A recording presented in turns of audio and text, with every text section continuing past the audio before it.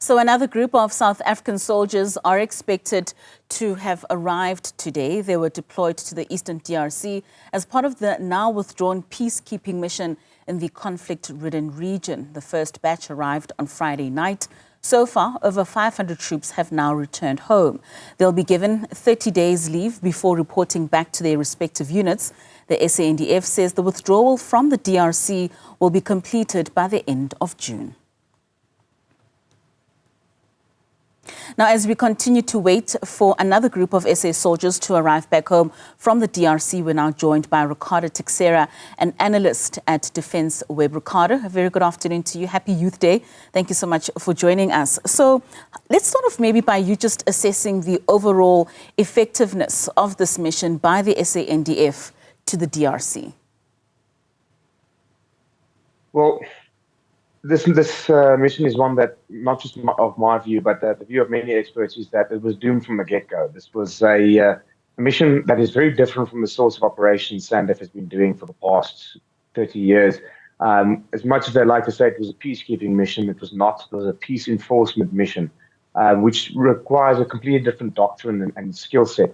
And they came into it as if it was just another UN mission, and somehow thought that a deployment of 5,000 troops were going to be able to do something that 20,000 UN troops couldn't do. And then they failed to give them the appropriate equipment and support. They went in originally with no air support, no artillery, and no air defense. As the deployment wore on, they eventually then got their artillery and their air defense, but the air support never materialized. And then in December, this very batch of troops that are returning now had marked a year of deployment and was supposed to be rotating out and replaced by new troops, but they had the deployment extended. And in January, the writing was on the wall as to what was going to happen, because in the months leading up to the battle in January, M23 captured a lot of the high ground to the north and northwest of Goma and Sake, which is high ground that they should have been occupying, but instead they were within towns of Sake and Goma, surrounded by the civilian populace, and were not prepared for an urban fight in that environment.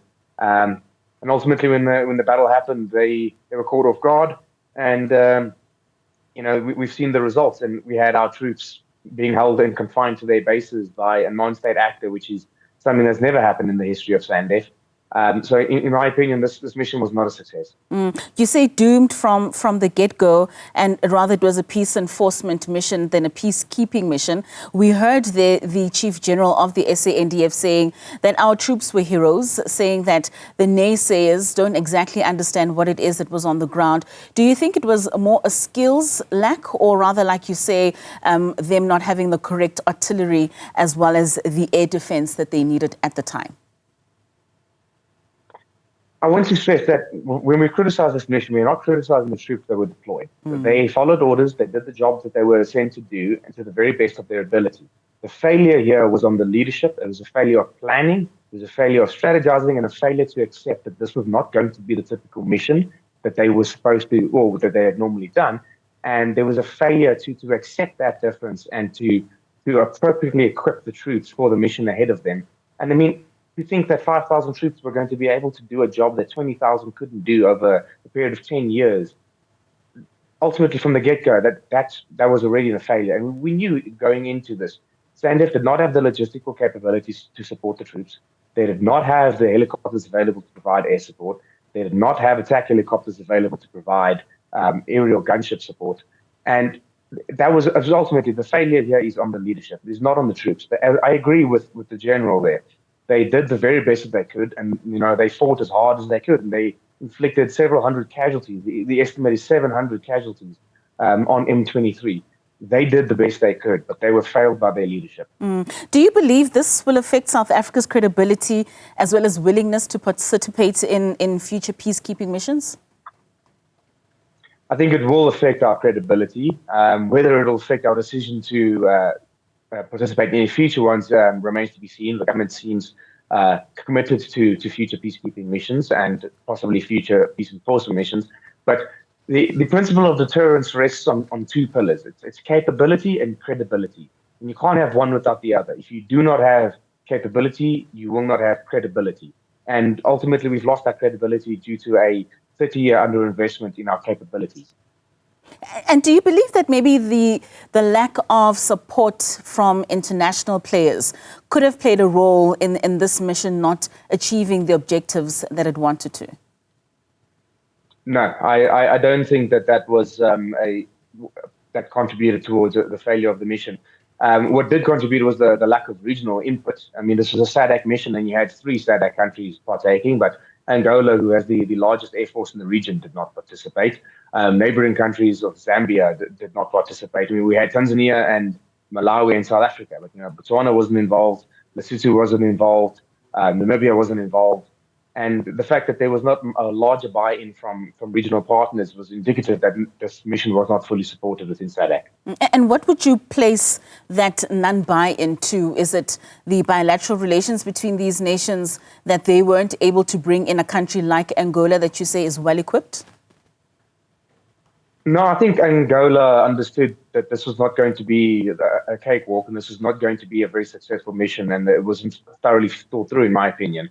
I think a lot of countries, I mean, Malawi was one of the first countries to, under the SADC DRC mission, to start withdrawing their troops because they, I don't think that there was enough public support in this, and there was no long-term planning out there. They didn't set the groundwork for what their objectives were within this. They simply said that our troops were going to be there to assist the DRC in neutralizing enemy groups in the North Kivu and Southern Kivu provinces.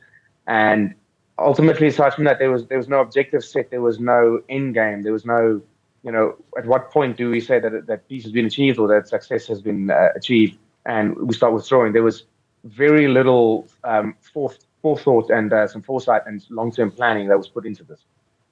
So now the troops are back and there's a reintegration process that's going to take place. They're going to debrief.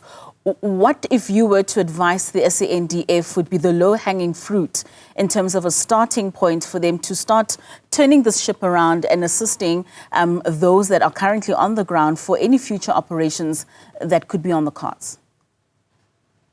Well, the first thing is you're going to need a change of leadership. In any country where a mission like this goes as wrong as it did, you'd expect the minister and the chief of the defense forces to either step down or to be replaced. You need leadership that understands the critical moment that they are in and has a plan. And that is something that we are lacking in the leadership of SANDF. I think out of the chiefs of the defense force and the chiefs of the several branches, in my personal opinion, the chief of the Navy is the only one that has a future plan for his branch and is thinking ahead. You're going to need an increase in budget, and you're going to need a completely new doctrine. We need a new white paper, which is something that the chairperson of the Joint Standing Committee on Defense, Malusi Gigaba, has recently called for. We need a reassessment of our defense priorities, which is going to rely on the final release of the National Security Strategy and the National Intelligence Estimate, which was promised by Minister in the Presidency, Kubutso Nsheveni, during the SSA budget speech last year, but has never materialized. And we need a new defense review. We need to assess what is it that we want our defense force to do, what are our regional and our foreign policy priorities, and align with that. And in my opinion, based on the current threats that our country is facing and that the region is facing, we need to shift towards an irregular warfare doctrine and accept that the heavy conventional type conflict that SANDF is geared towards is not what we are facing. And we need to be geared towards an acceptance that the conflict we are facing is going to be very asymmetric and irregular. And we need to be leveraging regional partnerships and training missions to try and re-strategize and rebuild our defense force. It's going to have to be a large-scale modernization, which is going to take at least 10 years. I mean, a lot of the equipment in SANDF is at least 35 years old, some of it even older. And, it just needs to be a whole new shift and a whole recapitalization of the defense force. And this is not something that's going to happen in the short or even the medium term. This is something that's going to take a decade to fix. Do you think this has an effect on future recruitment within the SANDF?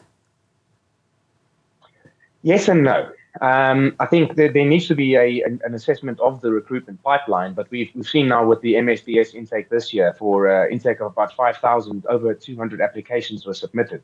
But there needs to be more than one intake mechanism. If we look at Australia, they've got what they call a gap year program to try and get young people excited about the defense force. We need to be looking at options like that. We need to be looking at short-term contracts, which currently don't exist in SANDF. You go through MSDS and then you kind of get given a contract and you kind of belong to them until you're 65. The MSDS needs to be a 4-year process. We need a separate intake for people with degrees for the officer candidate selection.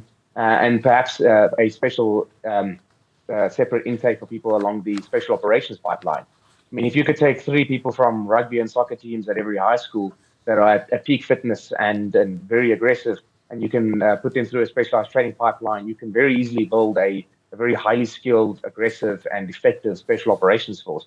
But these aren't things that SANDF is looking at. All right, Ricardo, thank you so much for your insights and for your time this afternoon. We certainly are looking forward to the third group that's expected to arrive today. The Ministry of Defence having said these are a total of 9 trips that we should expect in bringing all 2,000 soldiers back on home soil.